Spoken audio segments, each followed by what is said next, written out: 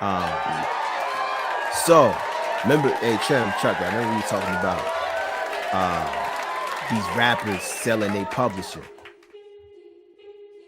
right? Mm-hmm. Yep. Now, in my eyes, and me and Trim, we business partners, right? So we know we ain't gonna never sell our publishing. That's crazy to us. That's like, to us, that's insane. Especially the blood, sweat, and tears we know we put into stuff and where we want it to go, right? So for me to sell that to somebody who ain't do it, then they just got money, it's crazy to us, man. You know, none of us we doing business if we leasing it. You know, you leasing it, you giving it back. You ain't keeping my babies. That's just insane to us, right? What is your thoughts?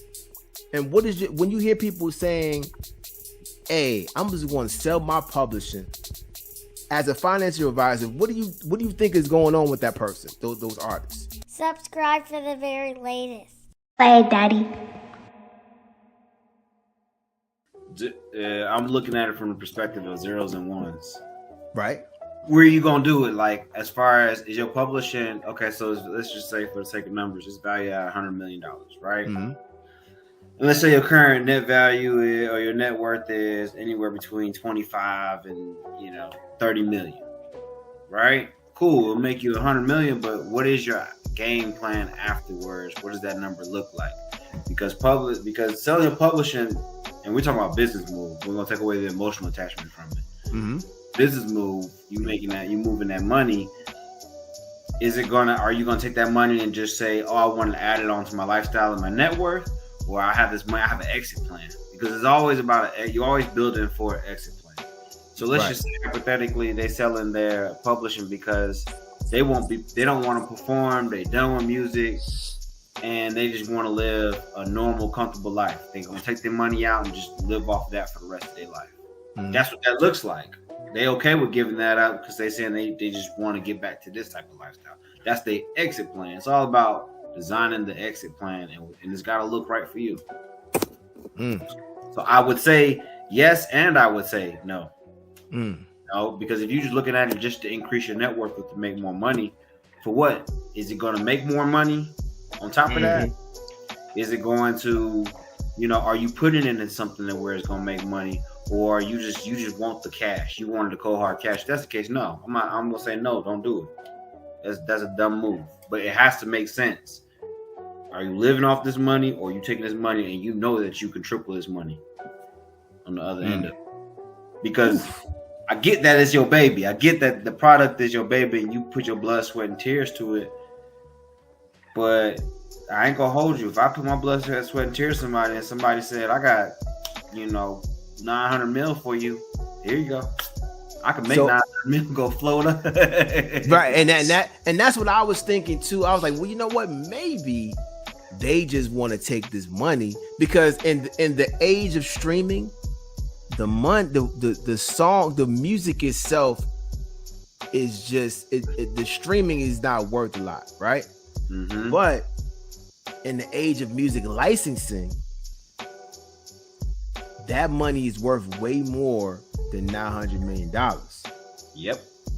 If you really aggressive with it, right? And putting your music in the right libraries, you can license your music all day, right? And like Trim says, if you want to buy my music, that means you know something that I don't know. Basically. Right? So it's the thing about it is, what, Trim, go ahead, talk, bro. Go ahead. All I would say is that I'm always for partnering. I don't believe in necessarily just giving away 100% of something that I created over to somebody else. Like, I agree with you what you said about definitely having an exit plan or a strategy, what you plan to do with it. But if something that I created, I would rather partner with somebody rather than just give complete ownership to somebody else. Like, I don't want to mess the lady's name up, but the lady who had the song that was in Stranger Things. That was an 80s hit song. Running up on the hill. An 80s hit song. It wasn't streaming like that no more. Then Stranger Things comes around and makes it basically like a theme song for that whole series. And now this woman is the song is streaming like never before. If she would have sold that back then, she would have never saw any of that. So I'm not for complete giving up ownership and control to somebody else. But yeah, I'm definitely for partnering. I mean, I'm definitely for that. I mean, who knows what you can do with it.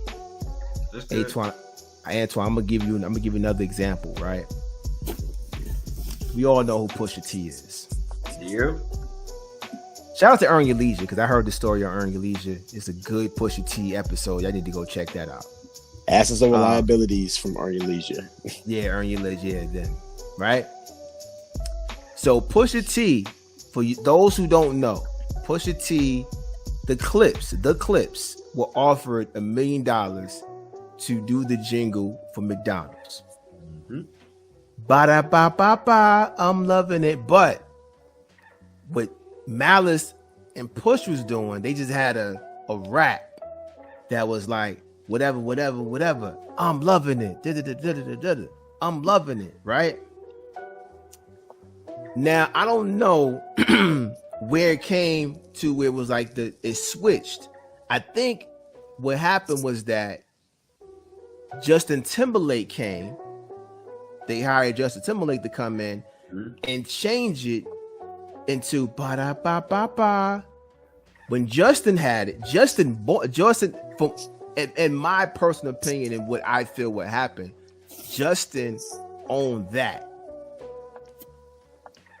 So the clips created the I'm loving it. Justin Timberlake had the ba-da-ba-ba-ba. The clips got $1 million up front. So I compare that to these people who are buying publishing. Mm-hmm. They giving them money up front. Now, because Justin owned it, he was able to negotiate $6 million to give it to McDonald's. So at that time, now Pusher's out of a lot of money, him and Malice, because they only got $500,000 each for this McDonald's, right? So he took the L. When I say L, I mean took the lesson. Took the lesson. Fast forward to now. There's another jingle that comes up. Now, the way Pusha got this jingle is that his manager kept on telling Push, like, listen, I need you to put your voices on these EDM tracks. Now, at this time, Push's manager, he's earned the right to give, because he's giving Push a lot of good advice. So Push was like, all right, cool, I'll do it. So what his manager negotiated with his EDM tracks, he tells the DJs, listen, forget the upfront cost, we're gonna take a little small whatever, or we might not take nothing at all, but we want at least 51% of this song. So they like, all right, that's Pusha T. I ain't gonna never get a Pusha T. You want 51% of this song? Fine. Y'all can have that. Fast forward, Arbys changes their logo, their jingle. Arbys, we have the meat. Pause. So that Arbys, that is a EDM beat that Pusha put his voice on. Pusha getting cake off that. Off that. You understand what I'm saying? Some licensing works. Over time, Pusha's going to make way over 900 million, because that song is played all day long, and he owns half of it. Right? That's what we're talking about when we say now Pusha can negotiate at any point what he wants to do with this song with his 51%.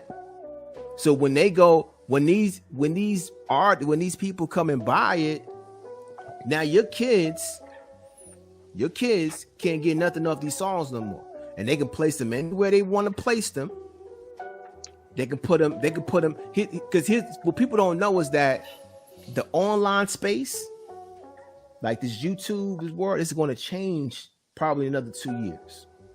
And it's going to change it to communities, more community based almost. You know what I'm saying? Like, so like these worlds, it's like gonna be like a world, like a world, not just a YouTube channel, but a world, right? Where people can go and, you know, and be in, right?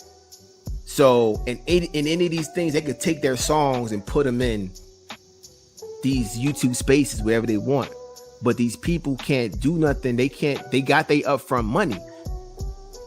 Not unless you negotiate it to where, you know, you can get whatever off of it. But that's what we're saying. Like, you know what I'm saying? Like, Jay-Z already said it straight up. I'm never going to sell my publishing. Now, whatever Blue Sir, and I forget whatever the young lady is, whatever they do with it, that's fine. I'm not selling it. You know what I'm saying? Because he knows how precious it is. You know what I mean? Because Prince died. Let's keep it wicked. Prince died for that. That's my personal opinion. Mm-hmm. Prince died for that. Mike died for that. Yeah. My personal opinion, all alleged, right? But people fight every day for their publishing. Queen sold theirs.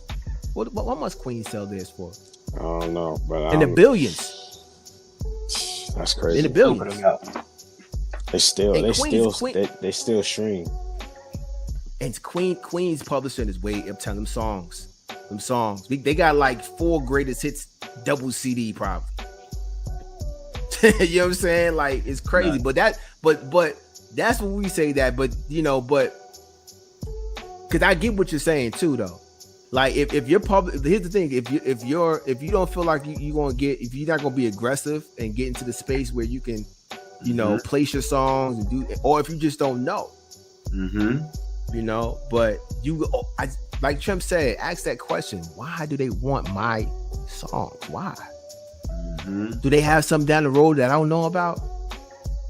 They always do. That's the plan. That's the thing. Everybody got a future vision on where they're gonna put the money at. That's where the question starts: is what is the exit plan? Right. You can make that money and do something with it, but if, like you said, if you just saying because I just want money, I just want more money, that's stupid. Right. And that's the thing, though, Antoine. I think really, in all honesty, I think it's just poor planning, poor financial.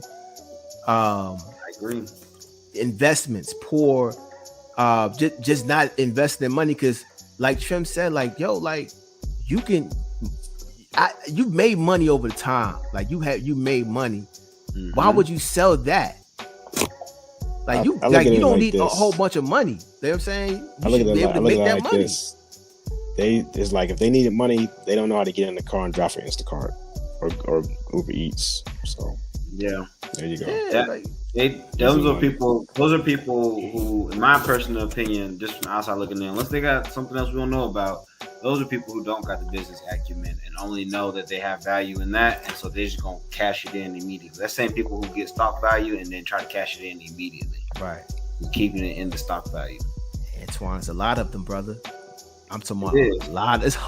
I want to say I count at least 75 big artists. Sting. Yeah. I think Sting, right? I think Sting was on the list. I think Sting was on there. Publishing. Yeah, Sting sold his publishing, I believe. Yeah. Like, it's still getting paid from Diddy.